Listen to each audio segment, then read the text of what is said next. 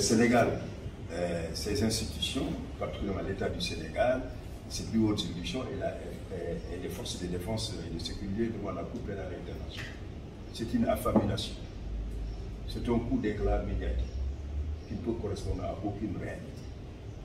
Les crimes qui sont visés par la Cour pénale internationale, si on les connaît, on ne peut pas utiliser cette institution pour fonder un argumentaire. Parce que ce sont des crimes d'une gravité extrême qui froissent la confiance universelle. Il s'agit de crimes de guerre, il s'agit de génocide, il s'agit de crimes d'agression et il s'agit aussi de crimes contre l'humanité. On peut dire que c'est ce qui se passe ici au Sénégal, dans les opérations de maintien de la paix. C'est excessif. Et Talleyrand a bien raison que tout ce qui est excessif est insignifiant. Et ceux qui le disent, ils n'ont ni la capacité ni la qualité pour pouvoir faire ça. Le Sénégal est le premier pays au monde à avoir ratifié le statut de Rome. Et le Sénégal a un système judiciaire solide.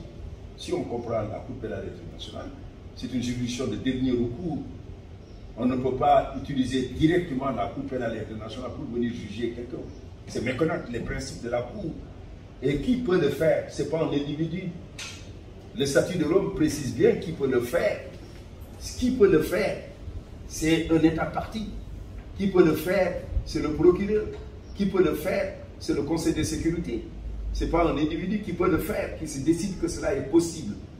Et donc, je voudrais préciser que le Sénégal et ses institutions sont solides. Et la preuve que nous en avons donnée en jugeant un Africain ici, au Sénégal, avec les principes et normes internationaux qui montrent parfaitement que le Sénégal est un État de droit. Mais pour le reste, on peut être amené à pouvoir se dire ce que l'on veut. La Cour pénale internationale, il faut bien la connaître pour pouvoir en parler.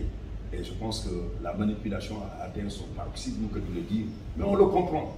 C'est une volonté de démobiliser les forces de l'ordre, faire craindre la peur des poursuites. Mais il va falloir utiliser d'autres types d'arguments.